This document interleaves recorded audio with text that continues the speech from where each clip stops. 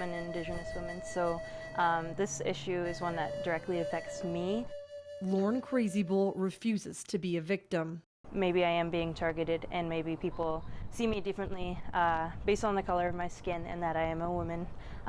So I don't really feel as safe as I should feel. For Cindy Gladue in particular. The 21-year-old is on a mission to stop what she calls a vicious cycle of missing and murdered Indigenous women. Her driving force, her late aunt Jackie Crazy Bull, the victim of a random stabbing in 2007 along Calgary's 17th Avenue. And a group of young males came and they asked her for directions. And my cousin told Jackie not to get up and not to talk to them. But the three men kept insisting they needed help. They used that as a ruse to get her to come and talk to them. And once they got her to the car, then they quickly stabbed her and then they drove off. A total of 5 people were randomly stabbed in just 1 hour on July 11th. 44-year-old Jackie Crazy Bull was the only one to die of her injuries.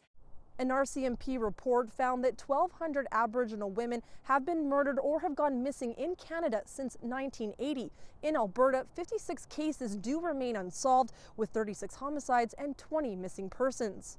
This summer, the Liberals plan to launch an inquiry into the issue. Recent pre-inquiry meetings held across the country suggest the number of victims is significantly higher. I wouldn't use the term problem, but it's definitely, it's prevalent. Many families blame a history of police negligence. For example, concluding a murder to be a suicide or drug overdose. We learn from our mistakes, if there is any, and we develop best practices, and we move forward. Alberta's Minister of Indigenous Relations knows the real numbers are worse. Aboriginal women are about 3 times more likely to be murdered than the rest of the population.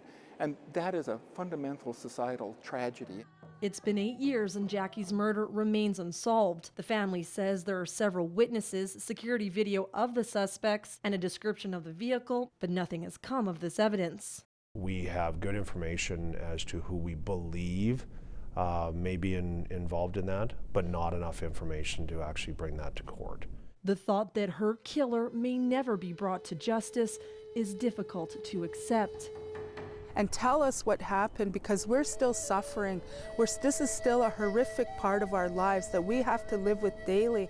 In this issue in particular, it's going to affect our generations negatively when people are growing up without their mothers and their sisters and their aunts. That has a huge toll on people with the women in their life disappearing. Sharolta Saskew, Global News.